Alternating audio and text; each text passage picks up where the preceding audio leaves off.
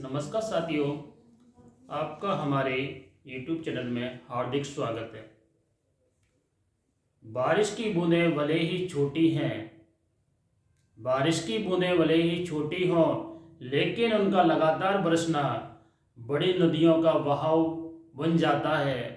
वैसे ही हमारे छोटे छोटे प्रयास भी जिंदगी में बड़ा परिवर्तन ला सकते हैं। हमें लगातार प्रयास करते रहना चाहिए और छोटे छोटे परिवर्तन हमारी ज़िंदगी में एक बड़ा परिवर्तन ला सकते हैं। और इसी कोटेशन के साथ हम अपनी सेकंड क्लास शुरुआत करते हैं। जैसा कि हमने कल आपको परसेंटेज के बारे में बेसिक बताया था, अब उसी से आगे देखिए। आप परसेंटेज में हमने आपको तीन चीज बताई थी, ठीक है। प्रत्येक 100 पर होने वाली गणना परसेंटेज कहलाती है। सेकंड जो पॉइंट था वो था इसका जो बेस होता है वो हमेशा 100 होता है, ठीक है। और तीसरा पॉइंट था कि समान स्तर पर आकर तुलना करना, ठीक है। कोई भी सवाल करेंगे उसको समान स्तर पर आकर तुलना करेंगे हम, तभी वो सॉल्व होगा, ठीक है। अब सेकंड क्लास की हम देखो फर्स्ट प्रश्न करते हैं, ठीक। नोट करिए आप लोग।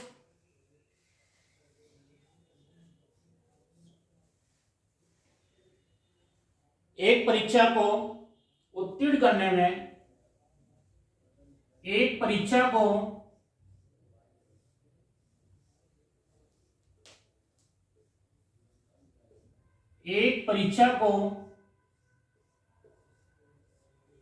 एक परीक्षा को उत्तीर्ण करने के लिए एक परीक्षा को उत्तीर्ण करने के लिए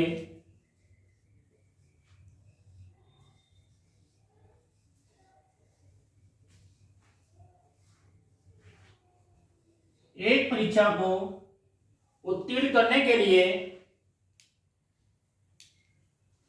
35%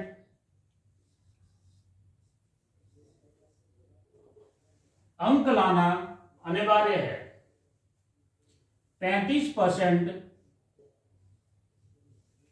अंक लाना अनिवार्य है।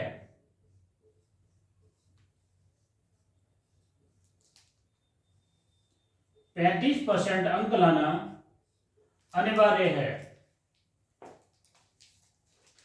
एक विद्यार्थी एक विद्यार्थी एक विद्यार्थी एक विद्यार्थी उस परीक्षा में एक विद्यार्थी उस परीक्षा में 190 अंक प्राप्त करता है। 190 अंक प्राप्त करता है।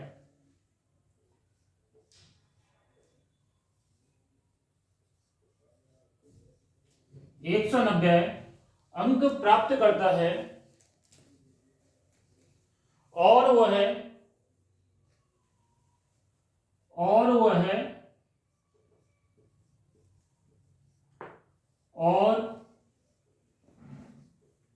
वह 20 अंक से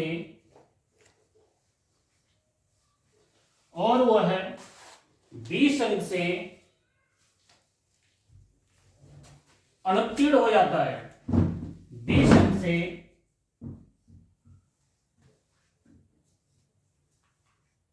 अनुत्तीर्ण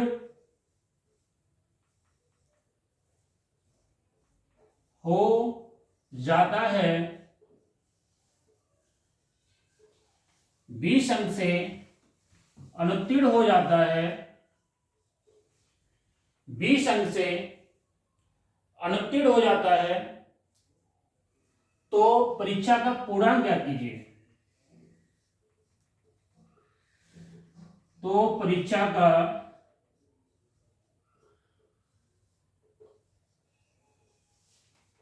पूर्णांक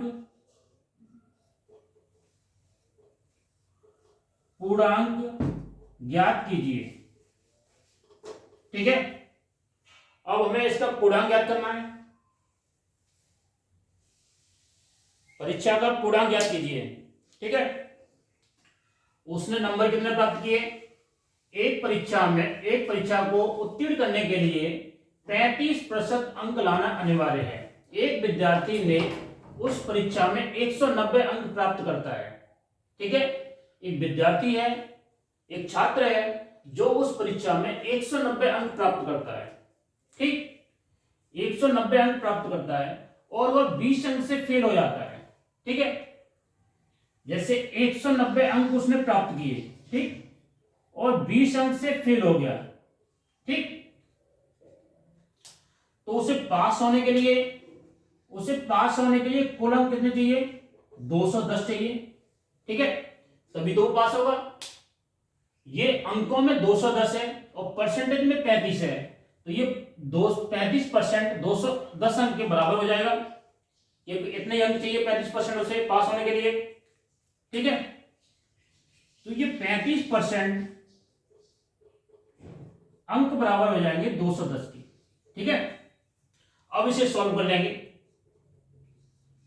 210 डिवाइड बाई 35 इंटू 100, क्योंकि हम परीक्षा का पूर्णांक ज्ञात करना है।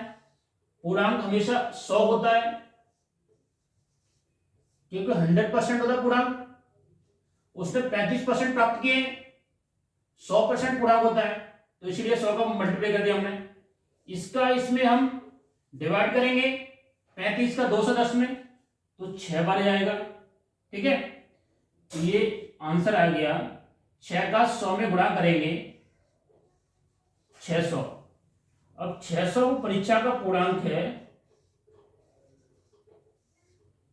600 परीक्षा का पूर्णांक है।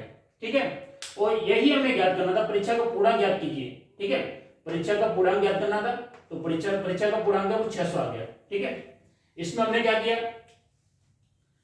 उसने 190 अंक प्राप्त किए थे। ठीक है, 190 अंक 20 अंक कम थे, तभी तो 35% के बराबर होंगे, क्योंकि 35% पासिंग मार्क है और ये 35% हमने 210 के बराबर कर दिए। ठीक है, ये जो 190 20 कम है, तो 20 190 में ऐड कर दिया, 210 आ गए। ठीक है, उसके बाद ये हमने निकाल लिया यहां से 210 डिवाइड बाई 35 इंटू 100। ठीक है, क्योंकि 100% होता है, तो ये 100 कर दिया हमने, तो 600 पूर्णांक आ गया। ठीक, अब सेकंड प्रश्न देखते हैं। सेकंड प्रश्न देखते हैं।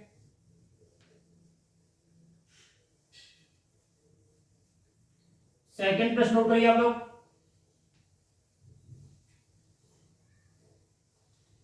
एक परीक्षा में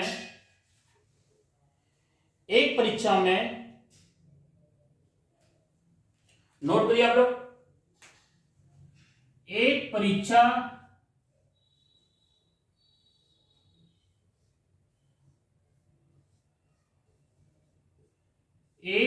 को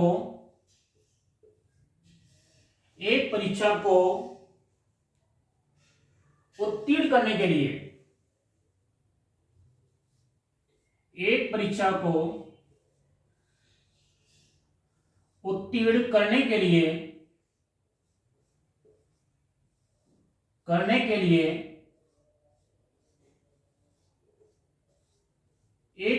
को उत्तीर्ण करने के लिए एक परीक्षा को उत्तीर्ण करने के लिए 33% अंक लाना अनिवार्य है। अंक लाना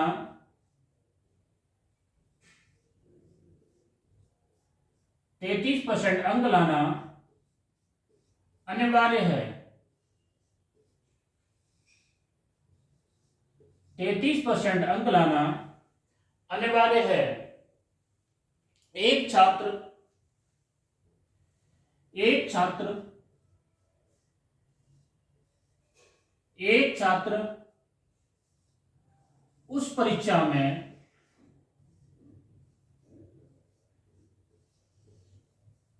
एक छात्र उस परीक्षा में एक छात्र उस परीक्षा में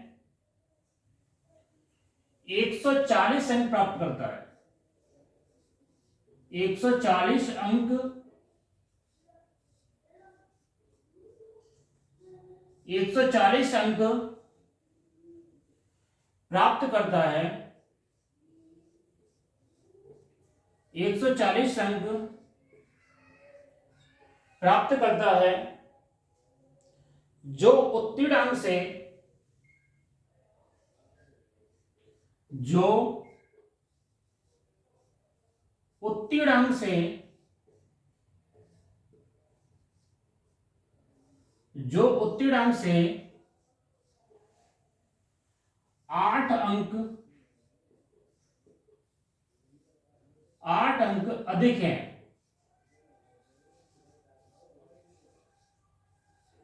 जो उत्तीर्ण अंक से 8 अंक अधिक हैं। परीक्षा का पूर्णांक ज्ञात कीजिए।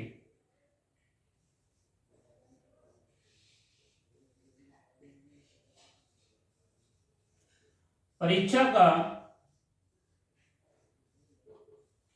पूर्णांक ज्ञात कीजिए।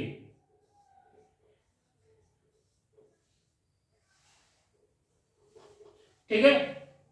और प्रश्न क्या कह रहा है कि एक छात्र को उस परीक्षा में 33% अंक लाना अनिवार्य है और वो छात्र है 140 अंक प्राप्त करता है जो उत्तीर्ण अंक से 8 अंक अधिक है। ठीक है, 8 अंक अधिक है, 8 अंक अधिक है। ठीक है, परीक्षा का पूर्णांक ज्ञात कीजिए। ठीक है, जो नंबर वो प्राप्त करता है वो परीक्षा के पूर्णांक से 8 नंबर अधिक है। ठीक है, तो परीक्षा जो 33% है वो किसके बराबर हुआ? ये 8 नंबर ज्यादा है ना, इस परसेंटेज से 33% से 8 नंबर ज्यादा है। ठीक है, क्योंकि 33% प्राप्त करने के लिए उसे 33% अंक प्राप्त करने के लिए उसे 140 में से 8 अंक कम लाने हैं, तभी तो वो 33% बराबर होंगे। ठीक है, क्योंकि 140 अंक प्राप्त करता है वो, तो 33% किसके बराबर हुआ? अब जो 140 अंक उसने प्राप्त किए उसमें से 8 अंक घटा देंगे। ठीक है, 33% प्राप्त जो बराबर हुआ वो हुआ बराबर 132 अंक के। ठीक है, अगर वो 132 अंक प्राप्त करता तो 33% के बराबर होता, बट उसने प्राप्त करने के 140 अंक जो परीक्षा के पूर्णांक से, जो मतलब परीक्षा के जो उत्तीर्ण अंक हैं उससे जो 8 अंक अधिक है। ठीक है, तो इसमें क्या करेंगे? 33% बराबर हो जाएगा 132। ठीक है, अब इसे सॉल्व कर लेंगे। पूर्णांक निकालना मुझे, तो 132 डिवाइड बाई 33 मल्टीप्लाई 100, ये पूर्णांक निकालना है। कुल परीक्षा का पूर्णांक कितना है? ठीक है, 33 से 132 डिवाइड करोगे तो ये डिवाइड होगा 4 बार जाएगा। ठीक है, 33 चौका 132 होते हैं, तो इसका 4 का 100 में मल्टीप्लाई कर देंगे तो ये 400 आ गया। ठीक है, अब 400 ये परीक्षा का पूर्णांक है। ठीक है, 400 परीक्षा का पूर्णांक है। नोट कर लीजिए आप लोग।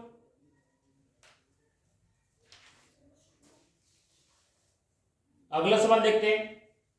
ठीक है, अगला सवाल जो है हमारा वो इलेक्शन में जो उम्मीदवार खड़े होते हैं उससे संबंधित है।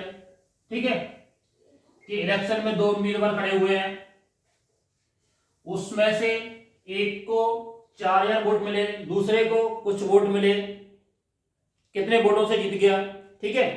उसके रिलेटेड क्वेश्चन है हमारा, उससे संबंधित जो क्वेश्चन है नोट कर लिया आप लोग कि एक चुनाव में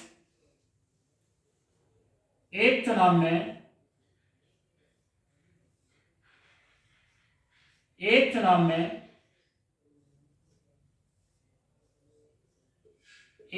में दो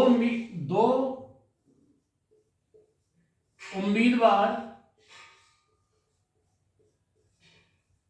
एक चुनाव में दो उम्मीदवार, ठीक है, एक चुनाव में दो उम्मीदवार थे, एक चुनाव में दो उम्मीदवार थे, जीतने वाले उम्मीदवार को, ठीक है, जीतने वाले उम्मीदवार को जीतने वाले उम्मीदवार को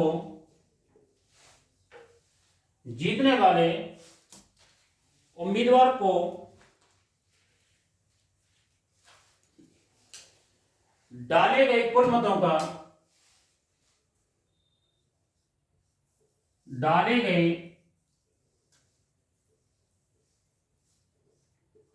डाले गए कुल मतों का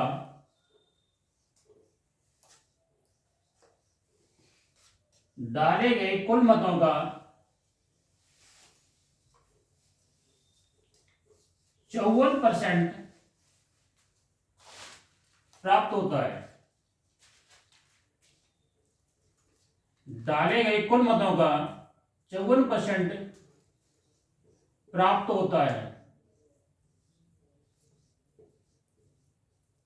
डाले गए कुल मतों का 54% प्राप्त होता है।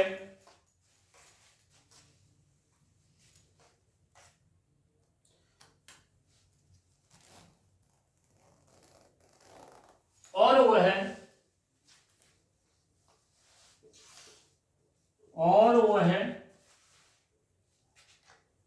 54% प्राप्त कर, ये लिखिए आप, 54% मत प्राप्त कर,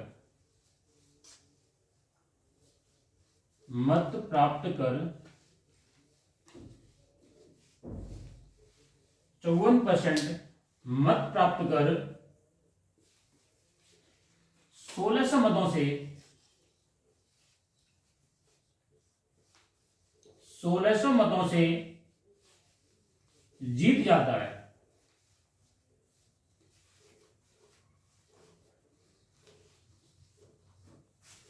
तो बताओ कुल मतों की संख्या क्या है?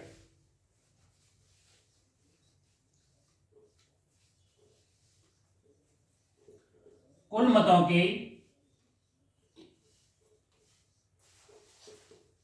संख्या ज्ञात करें।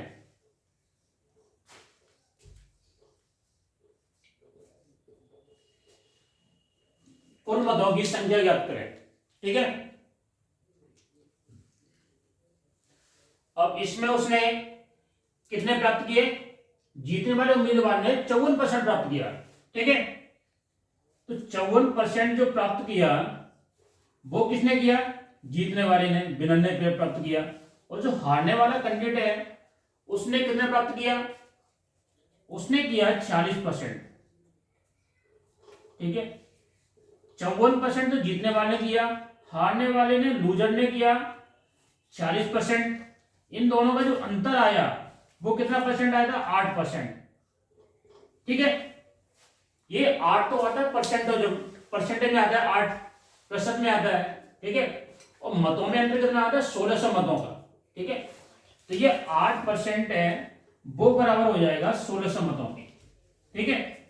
अब यहां से कुल मतों की संख्या निकालनी है, तो निकाल लीजिए आप लोग।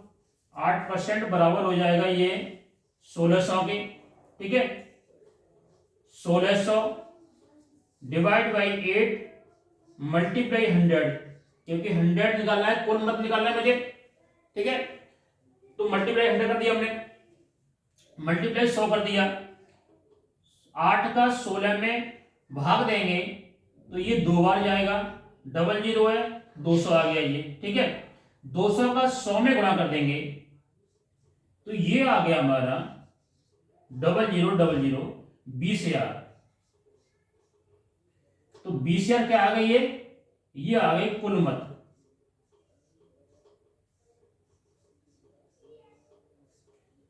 बीस हजार आ गए कुल मत, ठीक है। और यही हमको निकालना था कि कुल मतों की संख्या बताइए, तो कुल मत ये हमारे 20,000 आ गए, ठीक है। देखिए आप एक बार समझाते हैं। एक चुनाव में 2 उम्मीदवार थे, जीतने वाले उम्मीदवार को डाले गए कुल मतों का 54% प्राप्त कर 1600 मतों से जीत जाता है। तो कुल मतों की संख्या ज्ञात करें, ठीक है। 54% उसने प्राप्त किए और 1600 मतों से जीतता है, और जो हारने वाला कैंडिडेट है उसने 46% प्राप्त किए, ठीक है। इन दोनों का जो अंतर है वो 8% के आया, 8% दोनों का अंतर है। और जीतने जो हारने वाला और जीतने वालों का मतों का जो अंतर है वो 1600 आया, 1600 मत आए। तो ये 8% 1600 को बराबर कर दिया, उसके बाद ये सॉल्व कर दिया, 20,000 हमारा आंसर आ गया, ठीक है। अगला देखते हैं।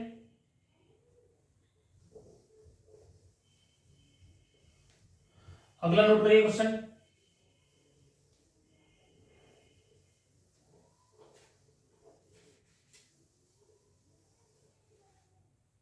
एक चुनाव में 2 उम्मीदवार थे, एक चुनाव में एक चुनाव में एक चुनाव में 2 उम्मीदवार एक चुनाव में एक चुनाव में 2 उम्मीदवार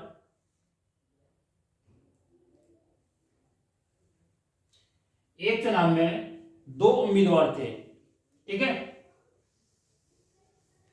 एक चुनाव में 2 उम्मीदवार थे, 2 उम्मीदवार एक चुनाव में 2 उम्मीदवार थे, ठीक है। जीतने वाले उम्मीदवार ने जीतने वाले उम्मीदवार ने जीतने वाले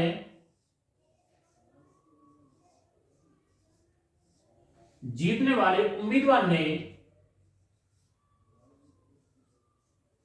जीतने वाले उम्मीदवार ने जीतने वाले उम्मीदवार ने डाले गए मतों का जीतने वाले उम्मीदवार ने डाले गए मतों का डाले गए मतों का डाले गए मतों का 58% प्राप्त कर 58% प्राप्त कर 58% प्राप्त कर 58% प्राप्त कर 1600 मतों से 1600 मतों से 1600 मतों से 1600 मतों से 1600 मतों से चुनाव जीता 1600 मतों से चुनाव जीता। तो बताओ कुल कितने मत कुल कितने तो बताओ कुल कितने मत तो बताओ कुल कितने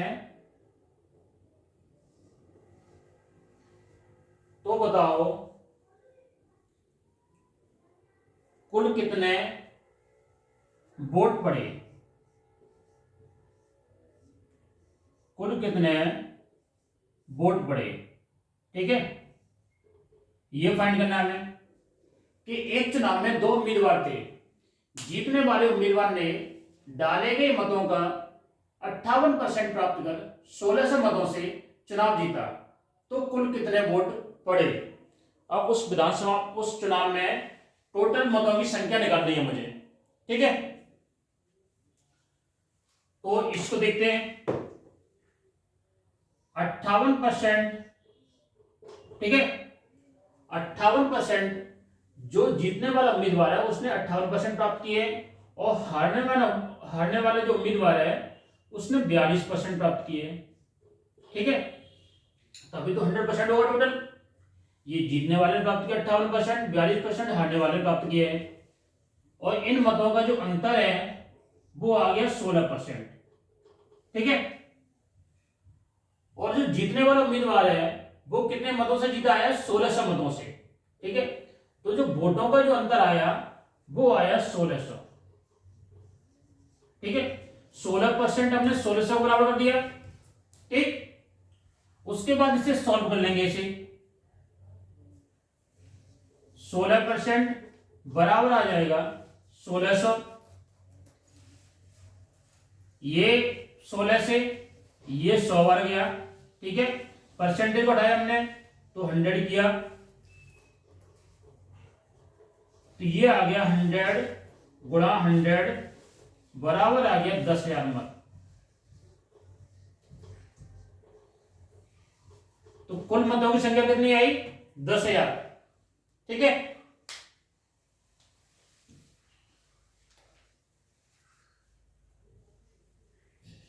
कुल मतों की संख्या कितनी आई, 10,000। एक प्रश्न और आते हैं, देखिए।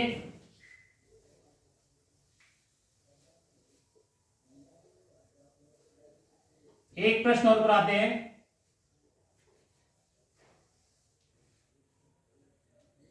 एक परीक्षा में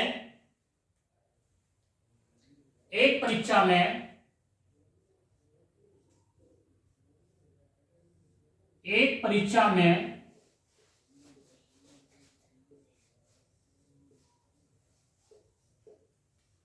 एक परीक्षा में एक परीक्षा में 34 विद्यार्थी एक परीक्षा में 34% विद्यार्थी 34% विद्यार्थी हिंदी विषय में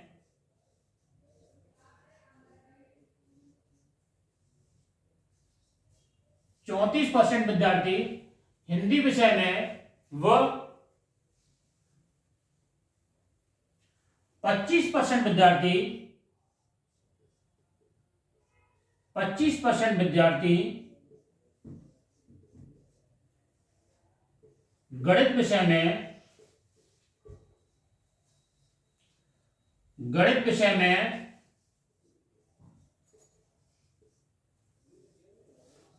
25% विद्यार्थी गणित विषय में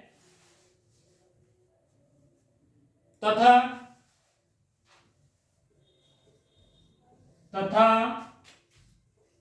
19% विद्यार्थी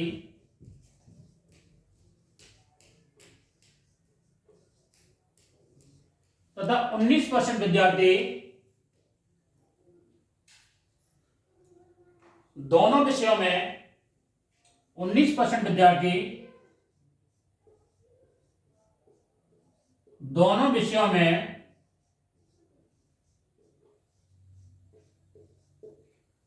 19% विद्यार्थी दोनों विषयों में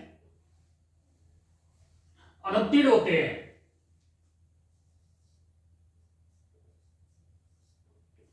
दोनों विषयों में अनुत्तीर्ण यानी फेल होते हैं। दोनों विषयों में 19% विद्यार्थी अनुत्तीर्ण होते हैं। यदि परीक्षा उत्तीर्ण करने वाले यदि परीक्षा उत्तीर्ण करने वाले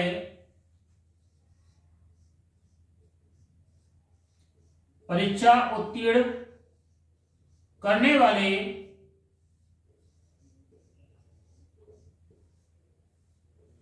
परीक्षा उत्तीर्ण करने वाले छात्रों की संख्या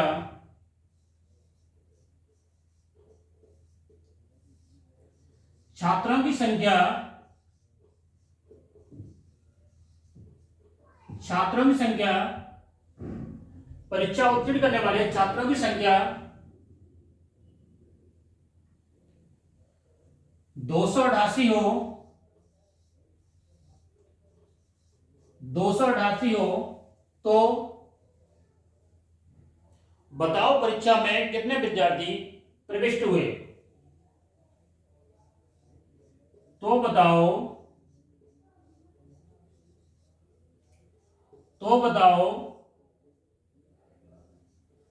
परीक्षा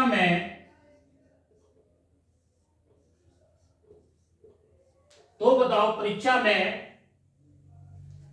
कितने विद्यार्थी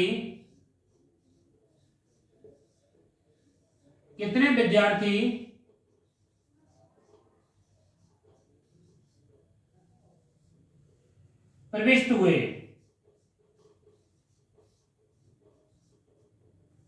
प्रविष्ट का मतलब होता है शामिल हुए।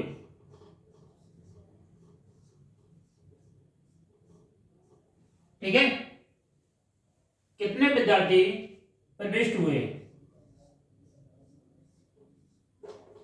परीक्षा में कुल विद्यार्थी कितने थे। ठीक है,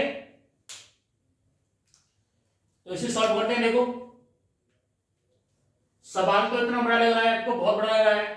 ठीक है, और इसे 34% विद्यार्थी है वो हिंदी विषय में और 25% विद्यार्थी गणित विषय में तथा 19% विद्यार्थी दोनों विषयों में अनुत्तीर्ण हुए। ठीक है, ये फेल हो गए। तो टोटल फेल विद्यार्थी कितने हैं। 34% हिंदी में, ठीक है, प्लस 25% गणित में, ये मैथ में हो गए, ये हिंदी में हो गए। ठीक है, उसके बाद 19% दोनों विषयों में। ठीक है, 19% दोनों विषयों में। ठीक है, इसे सॉल्व कर लेंगे तो 34 और 25 कितने हुए, 59 हो गए। 59 में से 19 घटा दो तो कितना बचा, ये बचा 40%। ठीक है, अब टोटल 40% विद्यार्थी फेल हुए। ठीक है, पास कितने हुए, पास विद्यार्थियों की संख्या है 60%।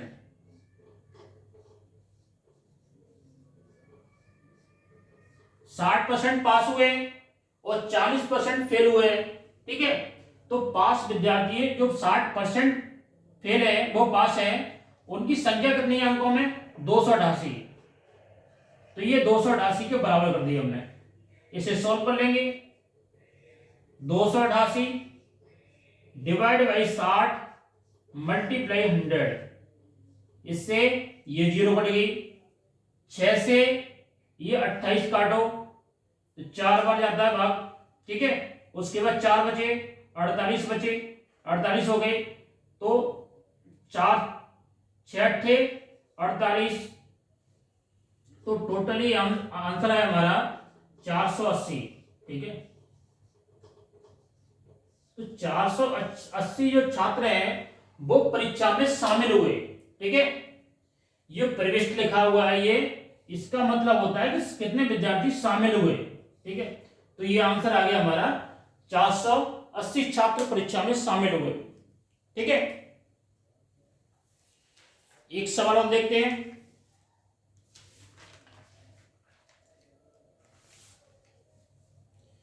एक परीक्षा में एक और सवाल देखते हैं।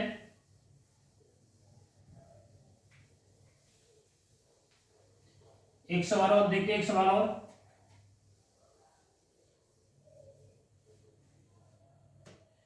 एक परीक्षा में एक परीक्षा में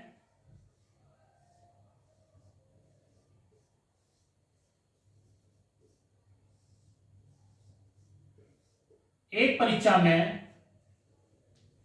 एक परीक्षा में 74% विद्यार्थी एक परीक्षा में 74% विद्यार्थी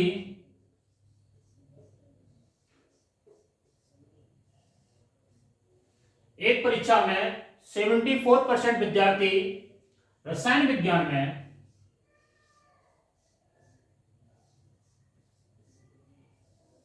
रसायन विज्ञान में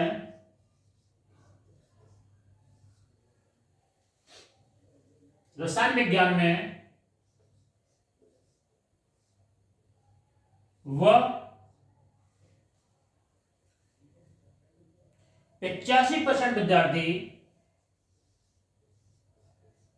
85% विद्यार्थी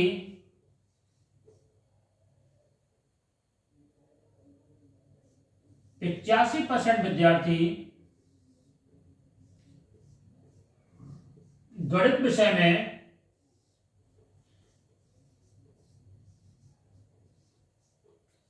85% विद्यार्थी गणित विषय में 85% विद्यार्थी गणित विषय में उत्तीर्ण हुए। गणित विषय में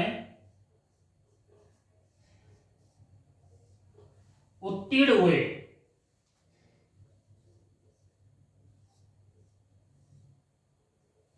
गणित विषय में उत्तीर्ण हुए 11% विद्यार्थी 11% विद्यार्थी दोनों विषयों में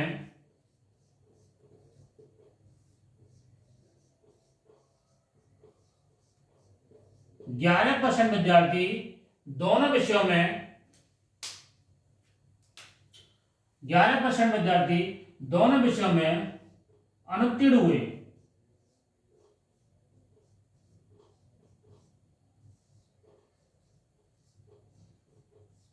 ग्यारह परसेंट विद्यार्थी दोनों विषयों में अनुत्तीर्ण हुए। यदि उत्तीर्ण होने वाले विद्यार्थियों की संख्या यदि उत्तीर्ण होने वाले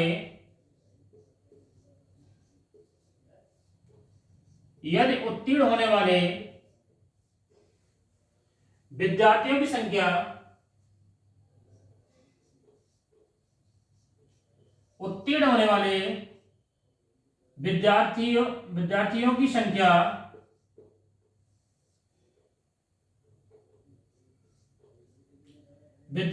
संख्या उत्तीर्ण होने वाले विद्यार्थियों की संख्या 490 है। ठीक है, उत्तीर्ण होने वाले विद्यार्थियों की संख्या 490 है। तो बताओ परीक्षा में कुल कितने विद्यार्थी प्रविष्ट हुए? तो बताओ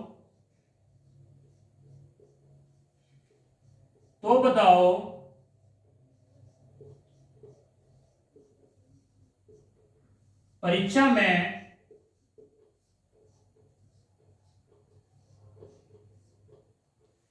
कुल कितने विद्यार्थी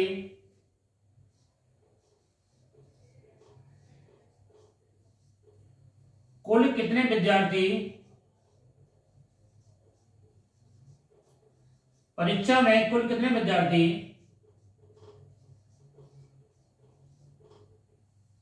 प्रविष्ट हुए? ठीक है, ये निकालना है हमें। चलो सॉल्व करते हैं इसे। 74% विद्यार्थी हैं वो रसायन विज्ञान में, वो 85% विद्यार्थी गणित विषय में उत्तीर्ण हुए और 11% विद्यार्थी हैं वो दोनों विषयों में फेल हुए। तो पास कितने हुए इसमें से कि 11 विषय में दोनों दोनों विषयों में अनुत्तीर्ण छात्रों की संख्या कितनी है? 11% है। ठीक है, पास कितने हुए? 89% हुए, यही लिखते हैं। अब पास छात्रों की संख्या लिखते हैं। ठीक है, 74% किसमें? रसायन विज्ञान में। उसके बाद 85% किसमें? मैथ में।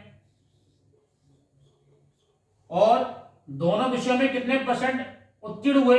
ये तो अनुत्तीर्ण छात्रों की संख्या 11% है, तो उत्तीर्ण कितने हुए? 89। ठीक है, ये माइनस कर देंगे हम, तो ये पास विद्यार्थियों की संख्या जो आई है वो कितना परसेंट आई है? देखिए आप, 74 और वो 4 और 5 कितने हुए? 9 होते हैं। ठीक है, 8 और 7 कितने हुए? 15 होते हैं, माइनस 89। ठीक है, तो ये जो आ गई संख्या आ गई वो आ गई 70%। अब 70% वो संख्या आ गई है जो दोनों विषयों में पास हुए। ठीक है, जो दोनों विषयों में उत्तीर्ण हुए हैं उनकी संख्या कितनी आई है? 70% आई है। और वो विषय जो उत्तीर्ण होने वाले विद्यार्थियों की संख्या कितनी है? 490। ठीक है, तो विद्यार्थियों की संख्या परसेंटेज के बराबर कर देंगे तो कुल संख्या आ जाएगी 70%, ये बराबर हो गया 490 की। ठीक है, उसके बाद इसको सॉल्व कर लेंगे हम। 490 डिवाइड बाई 70 इंटू 100। ठीक है, एक जीरो से एक जीरो गई। ठीक, 7 से 49 गए 7 बार। ठीक है, क्योंकि 7 7 7 49 होते हैं, तो ये टोटल विद्यार्थियों की संख्या आ गई 700 विद्यार्थी वे हैं जो कुल परीक्षा में शामिल हुए, परीक्षा में प्रविष्ट हुए।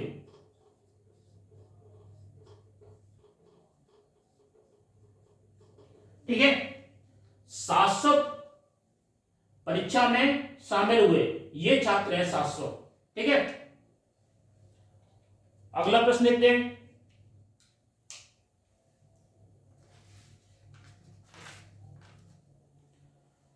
अगला प्रश्न देखते हैं।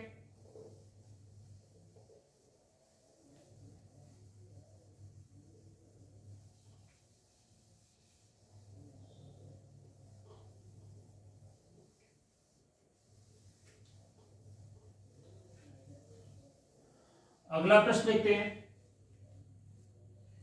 एक विद्यार्थी किसी परीक्षा में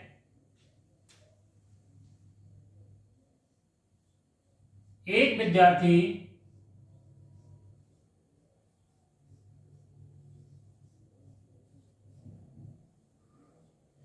एक विद्यार्थी किसी परीक्षा में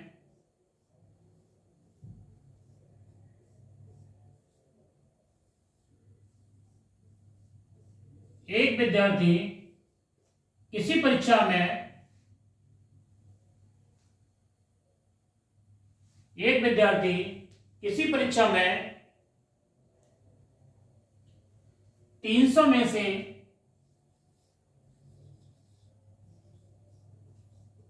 300 में से 300 में से 240 अंक प्राप्त करता है। ठीक है, 300 में से 240 अंक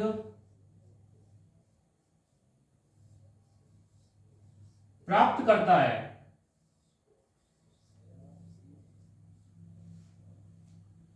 300 में से 240 अंक प्राप्त करता है,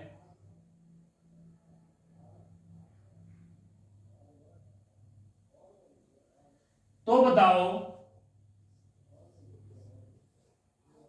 तो बताओ तो बताओ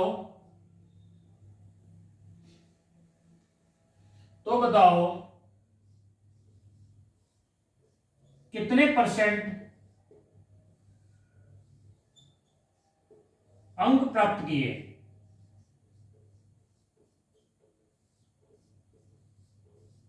तो बताओ कितने परसेंट अंक प्राप्त किए?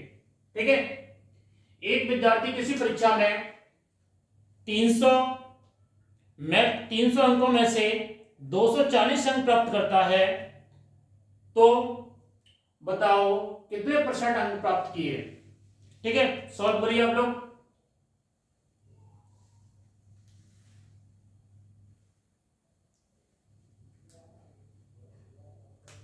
देखिए एक बार,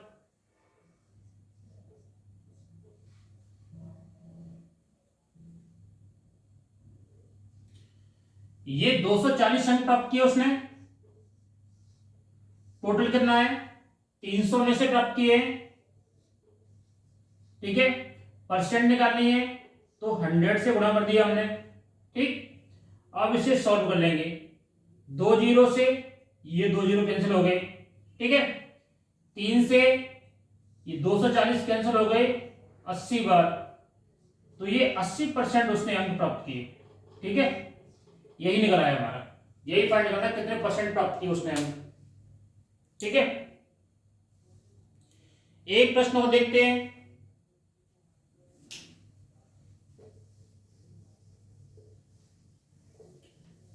एक प्रश्न और देखते हैं।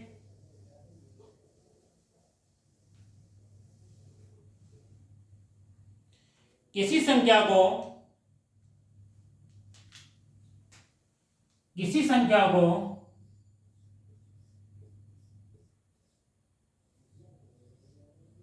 किसी संख्या को किसी संख्या को किसी संख्या को 189 से भाग देने से किसी संख्या को 189 से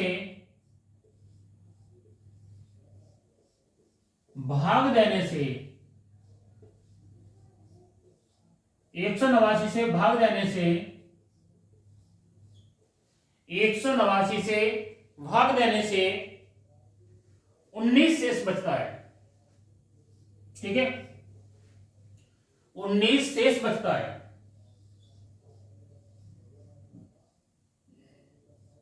19 शेष बचता है।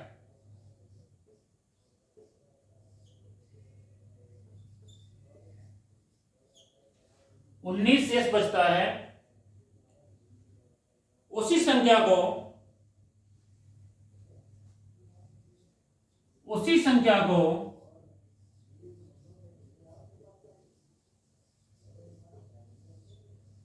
उसी संख्या को 15 से भाग देने से 15 से भाग देने पर 15 से भाग देने पर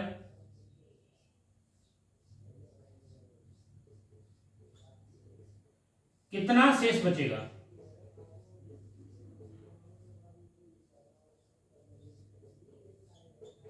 ठीक है, शेष पर कितना आएगा ये फाइंड करना है। ठीक, अब किसी संख्या को हमने 189 से भाग दिया। ठीक है, 189 से भाग दिया, उसमें से 19 शेष बचा। ठीक है, तो 189 से 19 शेष बचा, 19 से तो शेष बचा ये, और उसको 15 से भाग दें तो कितना शेष बचेगा? तो 19 में ही 15 का भाग देते हैं, जो शेष बचेगा वही आंसर आ जाएगा। 19 में 15 का भाग देंगे हम, 15 एकम 15, 4। देखो यहां पर आपको, ठीक है, 15 एकम 15, एक बार गया, 4 शेष बचा, तो 4 ही हमारा आंसर आ गया। यही तो पूछा है इसमें कि कितना शेष बचा, तो ये 4 आंसर आ गया, 4 हमारा शेष बचा। ठीक है, एक क्वेश्चन और देखते हैं।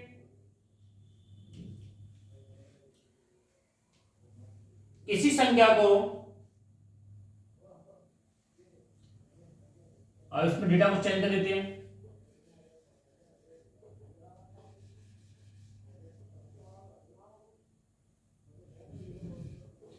किसी संख्या को 105 से भाग देने पर, किसी संख्या को 105 से भाग देने से 37 शेष बचता है। ठीक है, 37 शेष बचता है। उसी संख्या को 17 से भाग देने पर, ठीक है, 17 से भाग देने पर कितना शेष फल आएगा? ठीक है, कितना शेष बचेगा? ये देखो सॉल्व करते हैं ये वाला क्वेश्चन, ये दोबारा पे। ठीक,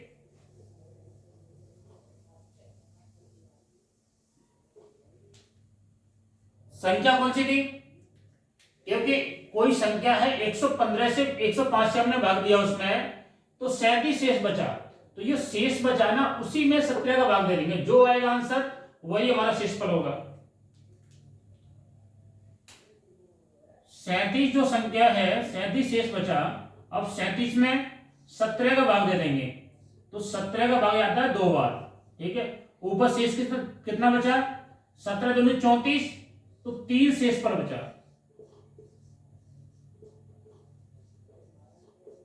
ठीक है, 3 शेष पर बचाइए। ठीक है, देखो यहां पर एक और तरीके से बताते हैं आपको। ये 37 है, अब इसमें भाग दिया हमने 17 का। ठीक है, 37 में 17 का भाग देंगे तो ये 2 बार जाएगा। 17 दूनी 34 होते हैं। ठीक, 17 दूनी 34 होते हैं, 2 बार भाग गया हमारा। ठीक है, उसके बाद 7 में से 4 बढ़ा दो तो ये 3 बचा, तो ये 3 शेषफल आ गया। ठीक है, यही तो फाइंड करना था यहां पर। ठीक, एक सवाल और देखते हैं।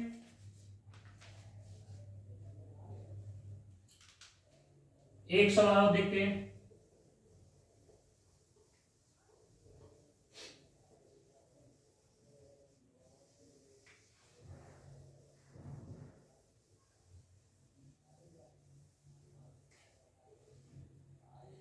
एक संख्या एवं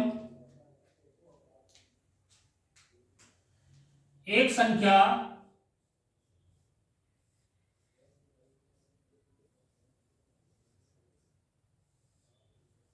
एक संख्या एवं उसके व्युत्क्रम का योग एवं उसके व्युत्क्रम का योग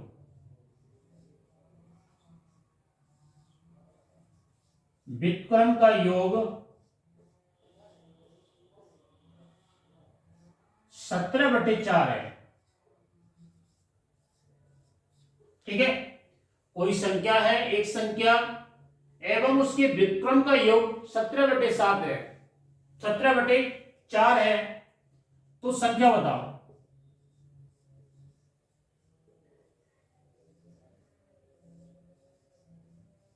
तो संख्या बताओ। ठीक है, ये फाइंड करना है। देखो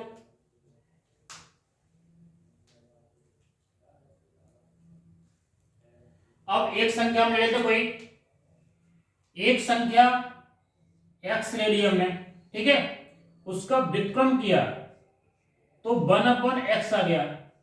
ठीक, एक संख्या x ली, उसका व्युत्क्रम किया हमने तो 1/x आ गया। इन दोनों का योग कितना है? ये दिया है 17/4 दिया योग। ठीक है, यही तो योग दिया है, इन दोनों का योग 17/4 दिया है। ठीक है, अब इसे सॉल्व कर लेते हैं। x² + 1/x बराबर 17/4 क्रॉस मल्टीप्लाई कर देते हैं, ठीक है। 4x² प्लस 4 बराबर 17x आ गया, ठीक है। अब 17 का इस तरफ 75 करते हैं तो 4x² plus 4x² minus 17x, क्योंकि प्लस का ये 17 था, अगर 17 को इस साइड लाएंगे तो माइनस का आ जाएगा, तो माइनस 17x प्लस 4 बराबर 0, ठीक है। अब ये द्विघात समीकरण बन गया हमारा, द्विघात समीकरण को सॉल्व करते हैं, ठीक है। देखो 4 का इसमें मल्टीप्लाई करेंगे तो 4 और 4 4 चौक 16 हो गया। अब 16 को हम इस तरीके से डबल बुक करेंगे, फैक्टर करेंगे कि उसमें जोड़ घटाए करके 17 आ जाए, ठीक है। तो 4 और 4 का मल्टीप्लाई किया 4 में तो 16 आ गया, और 16 एकम 16 और 16 और 1 कितने होते हैं, 17 होते हैं। तो माइनस का 16 और माइनस का 1, माइनस का 16x और माइनस का 1x बराबर माइनस का 17x आ जाएगा, ठीक है। 4x² minus 16x minus x plus 4 बराबर 4 आ गया, 0 आ गया, सॉरी, ठीक है। उसके बाद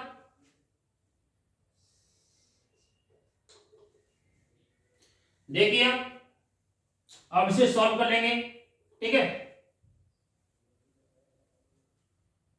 ये आया था 4x² minus 16x minus x plus 4 बराबर 0, ठीक है, यही तो आया था। यहां से 4x और 4x कॉमन ले लिया हमने, ठीक है। यहां से 4x कॉमन ले लिया, यहां से कॉमन लिया 4x, बचा क्या, ये 4x² है तो यहां पर x बचा, ठीक है। यहां से 4x कॉमन लिया हमने तो माइनस के 4 बचे, ठीक, क्योंकि 4x कॉमन लिए, 4 चक 16, 4 तो चले गए तो माइनस के 4 बचे। उसके बाद यहां पर माइनस का 1 कॉमन लिया हमने, ठीक है, तो ये बचा x माइनस 4 बराबर 0, ठीक है। क्योंकि माइनस को हमने कॉमन लेंगे तो माइनस का मल्टीप्लाई हो जाएगा अंदर, तो माइनस 4 हो गए, ये माइनस का था, ये प्लस का हो गया, ठीक है। 4 प्लस के थे वो माइनस के हो गए, ठीक। उसके बाद ये आया 4x माइनस 1, दूसरा ये वाले देखो, ठीक है, x माइनस 4 बराबर 0, ठीक है। उसके बाद इसे सॉल्व करेंगे, x का मान निकालेंगे, 4x माइनस 1 बराबर 0, और दूसरा आता है x माइनस 4 बराबर 0, ठीक, ये आ गया। अब इसे सॉल्व करेंगे, माइनस का 1 है, इस साइड ले जाएंगे तो प्लस का 1 हो जाएगा, तो ये 4x बराबर आ गया 1, और x बराबर आ गया 1/4, ठीक है। एक वैल्यू x की तो 1/4 आ गई, और दूसरी वाली जो x की आई वो 4 आ गई, ठीक। अब इसकी जो संख्या है ना, वो या तो ये संख्या हो सकती है या ये होगी, ठीक है, या तो ये होगी या तो संख्या ये वाली होगी। देखो x की वैल्यू ये है, या तो संख्या ये होगी या संख्या ये 4 होगी, ठीक है, दोनों में से कोई संख्या हो सकती है, ठीक। अब देखो ये कितना लेंथी मेथड था। सेकंड तरीका देखते हैं, दूसरा तरीका देखते हैं, क्योंकि इसमें पहले संख्या माननी थी, उसके बाद उसका व्युत्क्रम करना था, फिर योग करके जो दिया है प्रश्न में वो लिखना था, फिर द्विघात समीकरण से सॉल्व करेंगे तो इसमें 2-4 मिनट लग जाएंगे, ठीक है। और परीक्षाओं में इतना टाइम नहीं होता कि वहां पर एक भी मिनट हम अपने किसी सवाल में वेस्ट करें, ठीक है। अब दूसरा तरीका देखिए आप इसका, यही तो संख्या है, उन दो संख्याओं का योग कितना है, 117, 17/4, यही तो ये योग है इसका, 17/4 योग है। तो 4 का 17 में डिवाइड करेंगे हम, 4 का 17 में डिवाइड करेंगे। 4 एकम 4, एक संख्या तो बनाई, 4 एकम 4, वो 4 चक 16, तो एक संख्या तो 4 आ गई, ठीक है। 16 पर गए, वो 16 में गया, एक संख्या 4 आ गई। दूसरी जो बची है, देखो 4 × 4 बराबर 16 हो गया, ठीक है। अब 16, 17 से कितनी कमी है, एक कमी है, तो 1/4 दूसरी संख्या आ गई, ठीक है। तो 1/4 दूसरी संख्या आ गई। इसी तरीके से निकाल लेंगे हम, ठीक है। देखो 4 चक 16, 4 बार गया, उसके बाद एक जो बचा 1/4, तो यही तो दो संख्या होंगी, या तो ये संख्या होगी या ये होगी, ठीक है। ये हमारा शॉर्टकट वो मेथड है, ये निकालेंगे। एक सवाल और करते हैं इस पे।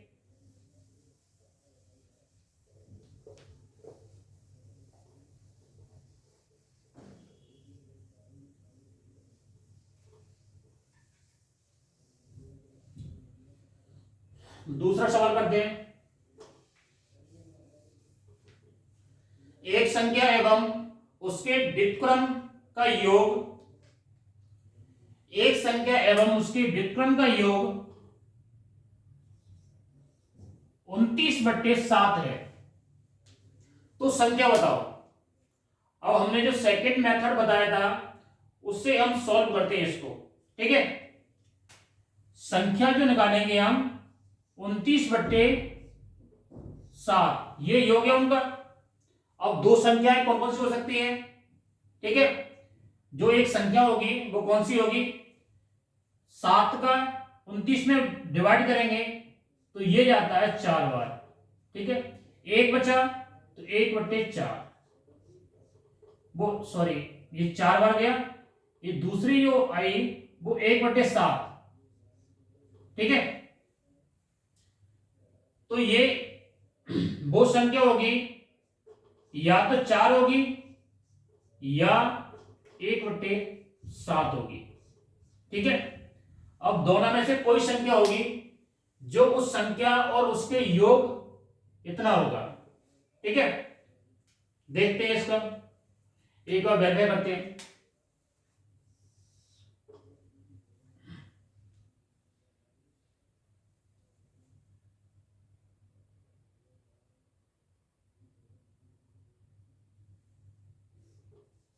चार और 4 का व्युत्क्रम कर दें, 1/4, ठीक है। 1/4 हो गया।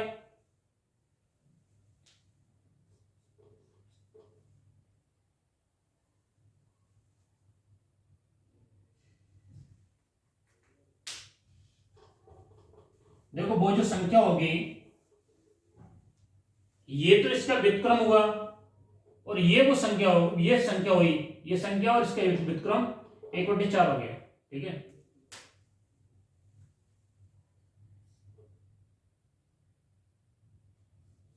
चार प्लस 1/7, ये 29 इतना आ जाएगा। देखो 7 चौक 28 प्लस 1/1 आ गया, 7 आ गया, ठीक है। तो ये 29/7 आ गया। तो ये वो संख्या है जो इसके व्युत्क्रम का योग 29/7 है, ठीक है। ठीक साथियों, आज तक इतना ही, अब कल देखते हैं। धन्यवाद।